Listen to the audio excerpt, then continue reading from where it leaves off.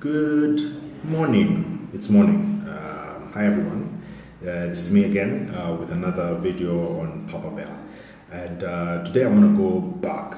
I know we've talked quite a bit about some of the latter days when the child is already born, and you've gone through a number of steps already. But today I just want to talk about some of the earlier days. So, what happens when you discover that you're expecting? Okay, so what to expect when you're expecting? I know somebody owns that tagline, but I'm going to use it for the sake of this video. So I'll give you a bit of my own experience. So the first time when we were expecting and we heard about it for the first time, it was an entirely new experience for me. I didn't know what it meant exactly. I kind of had a rough idea about babies. I had never really interacted with a baby, so I didn't know what that meant. I didn't know what kind of changes I would expect in my life and in the life of my wife. But I kind of took the news very positively. I had in mind the reality that I would be a father someday.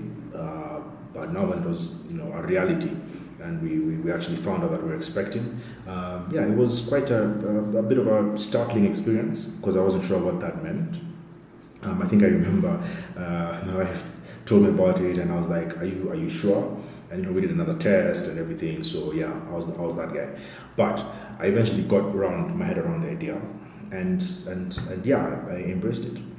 So the issue is that at some point there'll be an announcement that you are expecting. Depending on who you are, you might take that positively. Depending on the relationship with the baby mama, you might be like, "No, not mine. I wasn't there. I didn't do it. It wasn't me." But at the end of the day, there is that first point when you find out for the first time that you're actually expecting, and your reaction would vary. I think the best thing to do is to take that positively, that it's a good thing, and it's really the beginning of a journey, the journey of a lifetime. So that's the first thing. How do you respond to the first announcement that you're actually expecting? Then I think as you go along, certain things start to change with your wife or with the mother of your child. One of them is that it happens at different points for different women, but some women get what's called morning sickness. Okay, morning sickness is basically that sense of wanting to throw up or nausea, a constant nausea for some people it's throughout the day. For some people it's just once or twice in the morning. For some people they don't experience it at all. Some people get some pretty intense, pretty serious morning sickness. They call it all day sickness sometimes, where you're just nauseous throughout. And that can be a bit startling because then she's not taking in as much food as she needs to, and she loses most of it through throwing up and all. For some, if it's just morning sickness, then you're going through a period of time, a couple of hours or so in a day, when you have that constant sense of nausea, and for some people you throw up, for some others it's just nausea and you just can't handle certain smells and stuff like that. So that's going to happen. You most likely have a case of morning sickness, and that comes along with that nausea or that sort of repulsion by certain things that were normal before. So, for example, certain smells will not make sense to her. That cologne that you bought for 10K, you might find that she can't stand it. And she doesn't know why. It's not like she's being difficult. It's just, that's just how, the pregnancy happens. So you might find there's some instances where you are dealing with certain smells or experiences or sensory experiences which were okay before but are not anymore for the duration of the pregnancy. So you have to be ready for that. You might have to put that cologne away, or you might have to put off certain things. Like I, for example, had to do away with something that I used to love a lot, which was toast. So I used to take toast in the morning, like religiously. Yeah? Every morning I'd wake up and I'd toast my 3-4 slices and I'd butter them up, and it was my religion, it was my ritual. And for some reason she just couldn't stand that smell of toasted bread, and I had to do away with it. So you're going to have to make some sacrifices in order to accommodate your wife at this time. It's not personal. She doesn't hate you. She's not trying to make your life difficult. She just that's just the nature of the pregnancy. So, and alongside that, then some women have what we call cravings.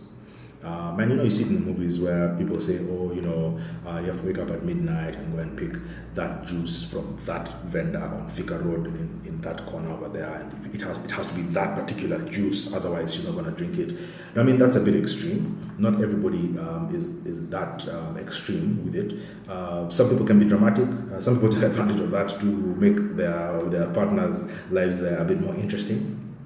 But for the most part, there's then a sense of craving. So the woman will then have certain things that she wants on a regular basis. Now, a lot of it may not sound reasonable to you. It might sound like she's just being difficult, or she just wants to make your life complicated. But I would recommend that you try and put up with as much of the cravings as you can, and you try and accommodate them. Try and go out of your way to make sure that she gets them.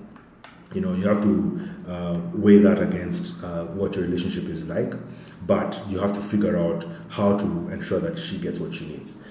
Some of those cravings are physiological, which means it's her body that's asking for them, and they're going to be helpful for her in the development of the baby. Some of them are psychological. It's just something that she feels she needs.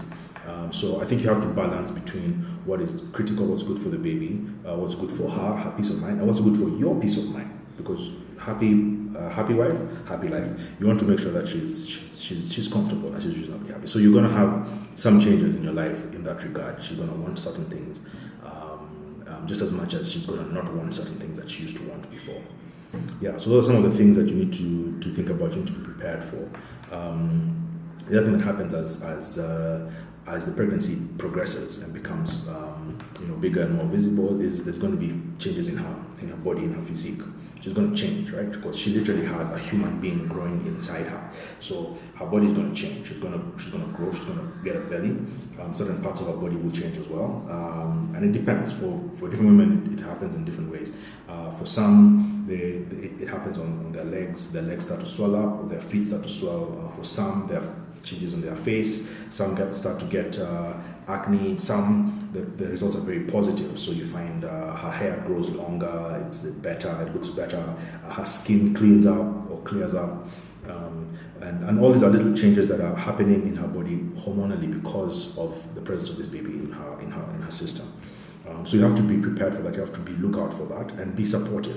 Right? So if she comes and tells you, am I fat? Does my nose look too big? Be supportive, right? Don't be an asshole. Just tell her that she's beautiful, because she is. She is the mother of your child, and she's doing what she can to bring this life into the world. So, play your part. Don't be that girl who beats up on her when she's feeling that way. And so those hormonal changes will come. Some of those come along with a change in sleep patterns. So she might not be sleeping as well as she used to. You have to remember that she's carrying a pretty heavy human being inside her. You can imagine having like a 3-kilo weight strapped to your stomach, and you have to walk around with that. Your back, it has effects on your back, it has effects on so many other parts of your body, your legs, your heels. So, you have to be prepared for that, and you have to encourage and keep her going, because it's not easy for her. So just be that guy, be that encouraging guy who keeps her going. Assure her that she's still the woman in your life, and whatever changes are happening to her are good things that you are happy to support, because you are part of this process as well. So yeah, those are some of the changes that you can expect. There's a lot more, and I think we'll go through those in subsequent videos. I want to at some point invite a couple of my friends who've been through the process, female friends, so they can tell us, what does it look like, what does it mean, how does it feel for her, and what can the guy do, or what did her guy do for her when she was going through that she appreciates and that she feels everybody should know. So I'm going to interview a couple of my friends at some point in the near future, so we can hear from them, and also hear from other guys as well. So yeah, as usual, if you have any thoughts, any feedback, please comment at the foot of this video. Subscribe to the channel, share this as widely as possible, like the video. Let's get it out there. If you have any suggestions as to what we can talk about with regard to fatherhood, please just let me know, give me your comments down there, and let's get this conversation going. But at the end of the day, guys, being a father is something that you have to take in stride. You have to do what it takes to get it done, and to be supportive. Yeah? Your role is to be supportive as much as possible, especially at these early stages. Cool? Cheers.